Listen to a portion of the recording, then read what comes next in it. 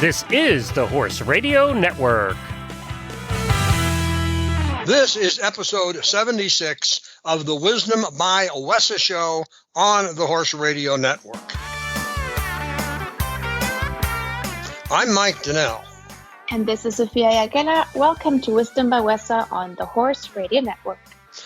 For those of you who listen to our show, you know we normally have a great co-host, Casey Wilbanks-Leddy. Casey's voice is not with her today. She's having a hard time speaking, so we're going to have to carry on without her. But what she would normally say, I'm going to say, welcome to Wisdom by WESA, podcast on the Horse Radio Network. This podcast is brought to you by the Western and English Sales Association, WESA. It provides the world's largest trade events for retailers, manufacturers, and sales representatives of the equestrian industry. In this podcast, we feature exclusive interviews with noteworthy Western and English personalities, retailers, and exhibitors who you've always wanted to talk to. Don't miss out on all the news for manufacturers and retailers in the equine industry. So, Sophia, we're moving into the 100-day countdown to celebrate WESA's 100th anniversary. Tell us what's going on and how the preparation's coming. Yes, we're coming closer and closer. So we are featuring a 100-day countdown on Instagram and Facebook by sharing a picture each day of previous shows and trade show highlights and other memories, basically just to share more about the WESA history with our audience. Besides that, we are about to print the WESA directory, which some of our buyers have referenced on the show before. So yeah, we're planning the fashion events, the awards, the parties, so many more fun things to continue making memories at the WESA trade show. So everything is going to be much the same as prior shows, but exhibitors, anything they need to do to prepare for this special show? So the space assignment is done, and that means that every exhibitor is now assigned a space and listing for the upcoming show, and temporary exhibitors on the 11th floor can now log in and view the floor plan and find the booth location or review the letter that we have mailed to them. And then all other exhibitors can also start advertising and letting retailers know that they will showcase their items at the 100th anniversary of the WESA trade shows in January. And of course, we're here to help, and we emailed all exhibitors with some tips and offered additional help in case anybody needs it. And I'll bet everybody's looking forward to all of that. Yes, we can't wait. When Leddy opened his custom boot and saddle business in 1902, he may not have realized that many of the steps he followed back then to be certain his customers had the perfect boot and saddle fit would still be in place today at its Fort Worth and San Angelo stores.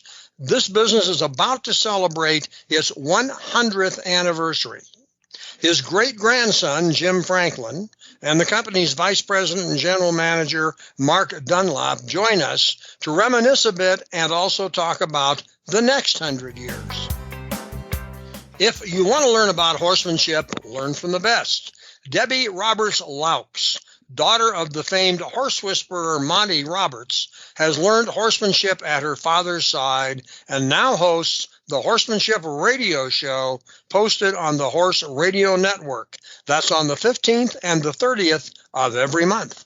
Jim Franklin and Mark Dunlop, welcome to the Wisdom by WESA podcast, and thanks for taking the time today.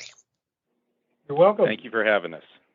If you've had a chance to listen to some of our past shows, you know that we interview interesting people and interesting companies, and clearly Leddy's fits the bill on both of those.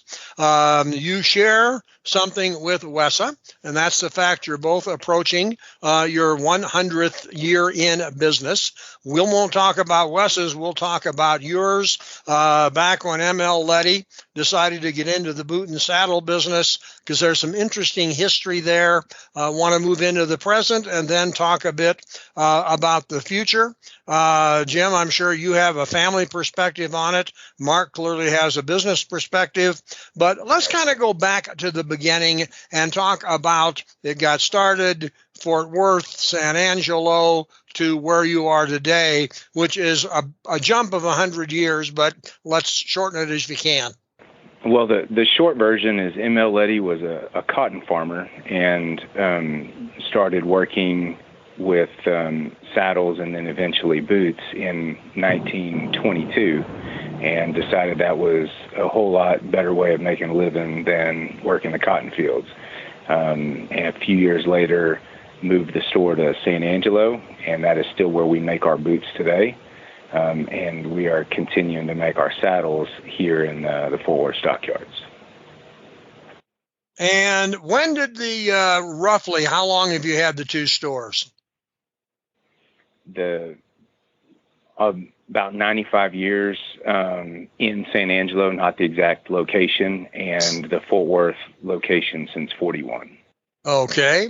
And when did the business expand from only boots and saddles into a broader line of Western products that your customers, back then his customers, wanted to purchase?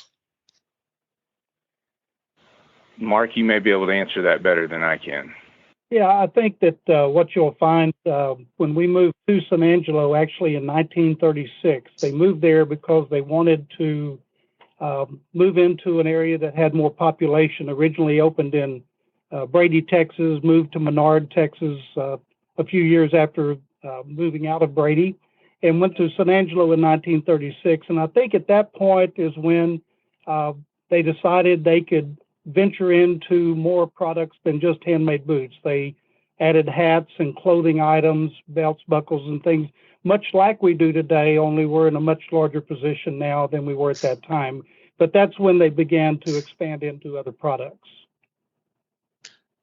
As I read the history, ML and then his predecessors, your predecessors, Jim, were stickers for perfection and stickers for doing things right. And I read a story of even back then when they would trace the footprint of the cowboys and other people who came in to buy boots and make margin notes and be very precise to make a pair of boots for these people. And as I understand, that dedication to perfection and handmade quality still exists today. Am I correct? Yes, sir, you are. And as far as the way we make the boots and take those initial measurements, we really haven't changed anything. So we're still tracing them off in the same ledgers, and we have them going back to the beginning. And we keep all of those measurements and records, so if a customer wants to come back 2 years later, we'll still be able to replicate that. And those are all still in paper ledgers? Yes, sir. And nothing's been moved to the computer yet? The computer aspect is really more financial tracking, keeping up with deposits and invoices and stuff like that. Now, where does the precision and the perfection raise itself in the saddle side of the business? I think I can probably answer that maybe a little bit for Jim, in the sense that Mr. Leddy started the saddle business was really where he began. He read the sign "Help Wanted" in a saddle shop in 1921 and went to work for a saddle maker there, learning how to repair saddles, eventually learning how to make saddles. And it was at that time that he began to learn about making boots. So a rancher brought in a pair of boots and said, "Hey, I need to get some heels put on these." Well, Mr. Leddy actually tore them down, learned how to put them back together, and thus that's the beginning of the boot business. And the saddle business hasn't changed a great deal. We still do everything by hand. We're not computer driven. We're not machinery driven in the sense that we cut out by design. We hand cut everything that we do, hand fit all the saddles, just as we have for the almost 100 years. So not a great deal has changed in that. We do the saddles all in our Fort Worth location, where we make all of our boots in our San Angelo location. Okay, and so when I come in for a pair of boots, I'm going to get that very precise measurement. But I do know you do carry boots on the shelf, if nothing else, for me to take a look at what I might like. Yes, sir, we do, but it also, we need a lot of inventory as the final step in our fit process, because one of the secrets to our boot is the arch support, and that comes from the last, and that's what the boot is made on. So in addition to taking all your measurements, we have the ability to try on different lasts for different arch support to see what's the best to follow the natural contours of a foot. As you take my measurements, you may have, if I like the style, the color, the leather, you may have a boot in stock that I would be able to purchase and walk out with right then? Yes, sir. We normally have about 1,400 pair in stock. Tell me a bit more about where you make them, who does it, what kind of craftsmen are behind the quality of the boot, because I think, that's a pretty interesting part of the story, who these people are and why they are so good. Well, the boots are still made in San Angelo, Texas, and there's multiple different stations where they make the boots, but for the most part, you'll have one man or woman specializing in a particular aspect. So, for example, there's one guy that all he does is what we call lasting, pulling that leather tightly around the last, which makes up the foot of the boot. In the next station, that gentleman, all he does is toe boxes. So we really have them specializing in a particular aspect. It's also something that Leddy implemented, many, many decades ago to avoid people from moving across the street and becoming a competitor. Well, it sounds like that's the way that it is done. And I'm going to assume that if I go in and you got 1,400 pair there, but I want something a little bit different. I want maybe that color. I want maybe that leather. I want maybe that finish. You could still custom make a pair of boots for me based on those requests. Am I correct? Oh, absolutely. The only limit's your imagination.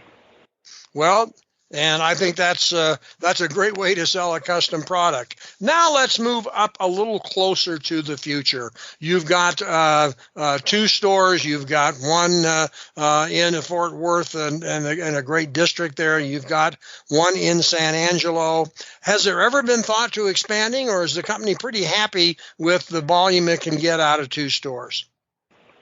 Well, there have been thoughts of expansions for many, many years, but I don't envision that we would open up any additional locations. The closest thing to that is spending almost a solid month in Houston during the Houston Livestock Show and Rodeo. And so now we are in the present. How's business, if I might ask? Business is very good. There's a lot of growth in the Fort Worth stockyards, so there's a lot of traffic coming through, and we envision that it keeps growing. Now, we've come through a pretty tough time for lots of retailers, not only in the Western world, but in every world.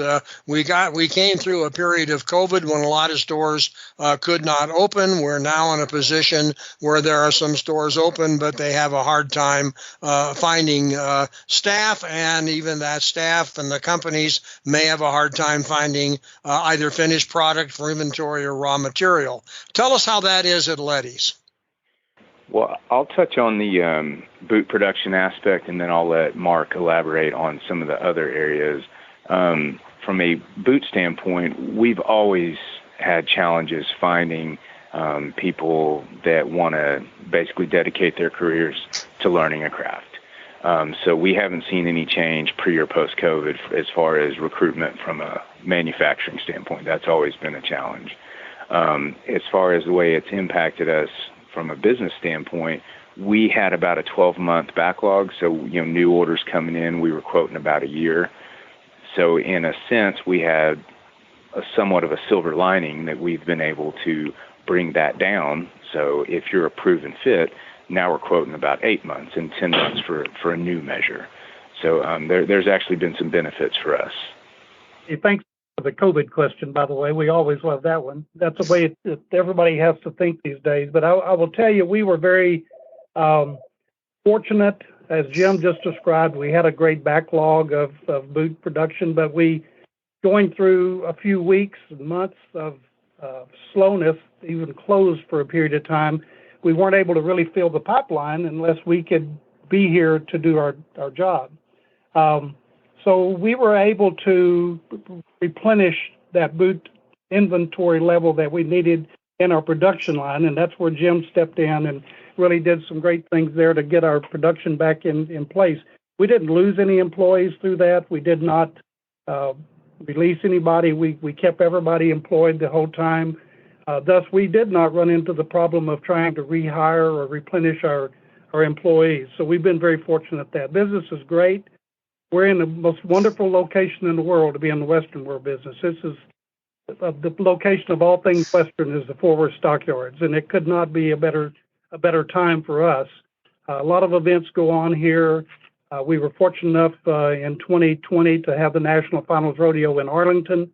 Fort Worth Stockyards was party central, if you would, and so we had a lot of people come into our area that maybe would never have been in our store, and had an enjoyable time, and it was really great for business. And honestly, it has not slowed down since. We've had the American, we've had several PBR events, all right here in the Fort Worth and Dallas area. Very fortunate to have what we have in Arlington with some of the facilities there, and with Fort Worth having the greatest equestrian facilities at the Dickies Arena and Will Rogers Complex. We could not be better positioned for the type of business that's going on. So we're very fortunate. We have our customers are in our area. This weekend we had the Red Steagall Cowboy Gathering. This was a really special event. This is their 30th anniversary. So we're very, very fortunate to have things right in our area. You know, it's location. Well, we're in the right location. Well, it sounds like you probably are. Another question I think is I like to ask people in your part of the business. I mean, you have seen, not you personally, but you've recognized and your records show there are different styles and trends of clothing, of footwear, saddles, hats, whatever. And what do you guys see as trends that may influence the products or the styles? Not the change in quality, but the appearance or the styles or the look or the feel that you're going to see or you believe may come in the future, or is it going to be what you have now forever? A few years ago, we recognized that we had a need for a boot that was a little more entry level in a sense, and so we created a boot that is called Leddy Vaquero. It's a boot that we do not build in our shop, but it's made on our last with our leather, our design, but we do not make it here in the shop. So that has really brought together for us a entry-level product that introduces people to Leddy's fit, Leddy's service, Leddy's quality, that we would not have been able to have done prior to that. The demand for boots is great. Demand for hats and other products is great, and I believe we've positioned ourselves well to be able to take advantage as much as we can of that. We're pretty old school when it comes to our ML Leddy boots. We haven't changed a lot of things about that. Yes, you get demands for different toes, different heels, different heights, different designs. And that's why when you come in here, you're really, truly, as Jim said, you're only limited by your imagination. So it allows for us to do a lot of things that maybe we would not have done many years ago, but people have demands and things that they want us to do, and we try to accomplish that as best we can. Now, I do know, and I'm on it right now, one of the things that ML did not have at his disposal, but you do, is the internet. And I'm looking at the website as we speak. Has the opportunity to communicate online and digitally changed or enhanced the business practices that you follow? And, you know, this is something that we talk about frequently, but we'll admit we still have a pretty traditional approach. You know, yes, we have a website. I hear we have a Facebook page. But that's not really the main way that we communicate with our customers. And it doesn't mean we don't want to get better. It doesn't mean that we will never do an online transaction down the road.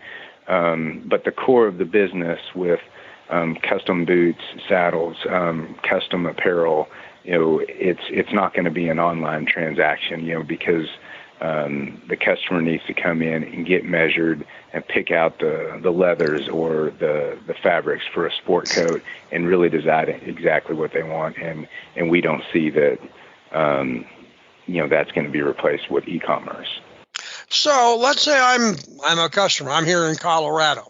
I've purchased boots from you before. You have in your ledger, you have all my information. Can I just look here, see something I like, call up and have you make it in my size? Absolutely, yes. And if you want to see some different leathers, but you want to touch them like most of our customers do, we could mail you some samples and then you could pick it out and we'll write up your order. Wow. Well, that's clearly a good take on customer service, and I know you've added a lot more than just boots and saddles. You carry a broader line of product, and I'm wondering if you are looking at even adding anything else. Jim, I'll take that.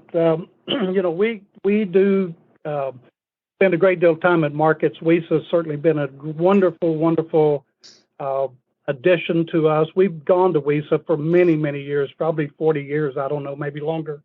Myself, probably 30 years that I've attended the WESA shows in Denver. And so when it came to moving it to Dallas, it was certainly wonderful for us, but not because of it being so close, but because we knew the offerings in Dallas were going to be greater.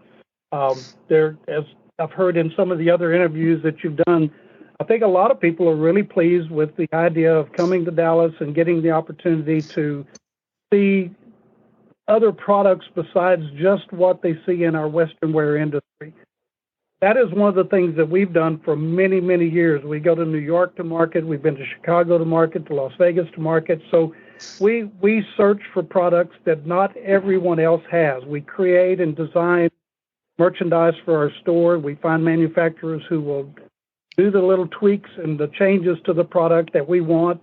It makes them exclusive to us, and that's been a really, really important part of what Leddy's tries to do. We want to bring the highest quality product we can, the most creativity that we can, and bring in products that you can't just buy anywhere. That's what creates loyal customers. We private label a lot of products so that it has that feel of something that's unique and different, designed strictly for you. We just look for opportunities all the time to bring in new products that will enhance what we already do. There's a saying here, and we won't attribute it to any of us. It was probably Benjamin Franklin or someone who said, "The bitterness of poor quality remains long after the sweetness of low price is forgotten." We really stand by that. We look for the highest quality product we can. It's not necessarily the cheapest, but to build a product and to offer a product that our customers will look back on and know when that's been long lasting for them, that it wasn't about the price, it was about the quality of the product. So that's one of the areas that we've stood on for many, many years, and I think you'll see that represented in our stores. And I would have to think, for a company that is approaching its 100th anniversary, that your customers today are probably second or third or fourth generation customers. Do you continue to get new generations of earlier customers buying from you? Absolutely. It happens almost daily. Where we have a grandfather bringing his grandson in, or a father bringing his children in to introduce them to what they've always enjoyed. And we've seen that for years and years. We're very much a generational company, not only in the fact that we're now in our third and fourth generations. The fifth generation's on the ground, so we know that we're going to be around for a long time. But the customers that come in here follow that same thing. We truly see that almost daily. When you're here in our boot department, we see those ledger books. Well, we can take you all the way back to 1941 when we first opened the store in Fort Worth, Texas, and show you boot measurements from that date all the way to current. Nobody else can do that. That's something only this company has really been able to do. And same thing in our store in San Angelo. We have books all the way back to 1922 that shows foot drawings of people who have been in our shop, and then they will generationally bring their families in after that. It is a special thing. Well, it sure seems to be. And Jim, one last question for you, because this is always fun when you talk to generations who are leading a business now. Are there any really interesting stories that you have heard or that have been passed along back from ML's day that you think our listeners would find intriguing? I think one of the most impressive aspects is, and this isn't just my great-grandfather, I think it was the people of that time and how they truly were self-made, and how he went from working in a field to working with saddles, and then the guy next door needed help with boot repairs. He starts doing that. He literally taught himself how to build boots, and then calls in his brothers, and they created something that has lasted a century. There was no training program for that. That's just that grit of that era, and I wish the next generations could be anything like what those guys were. How many brothers were there? 8. And all 8 worked in the business? Oh, help me, Mark. I think at one time, yes.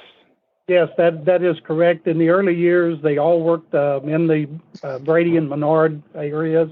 When they moved to San Angelo, that was one of the reasons why. They needed to be able to expand the business enough to bring all of the family members in. There were sisters in there too, so it wasn't just brothers, but there were also sisters. The evolution of the Fort Worth store came as 3 of the brothers moved to Fort Worth and opened a store here. And I think this is one of the interesting stories for me, was to know that they all had an agreement that if one of them wanted to go forward and open a business, they were welcome to do that. And ML was very supportive of that.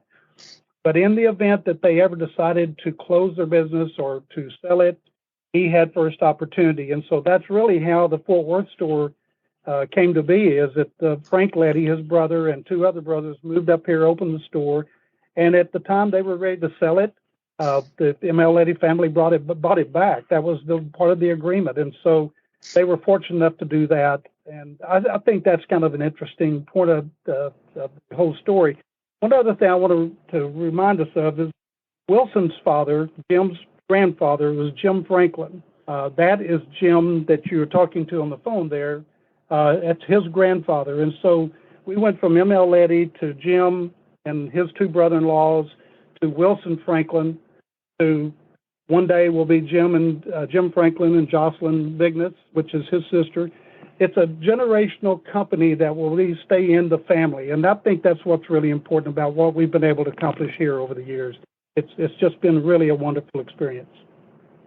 Well, it sounds like it, and I think the history with 8 brothers being able to get along and run a business back then, of course, there was not, you had to run the business successfully and use the talent that you trusted. But it clearly kind of does explain how the consistency for Leddy's comes to be. And it's been my pleasure to talk to the 2 of you and to bring the Leddy story to the listeners of the Wisdom by WESA podcast. And I thank you for taking the time.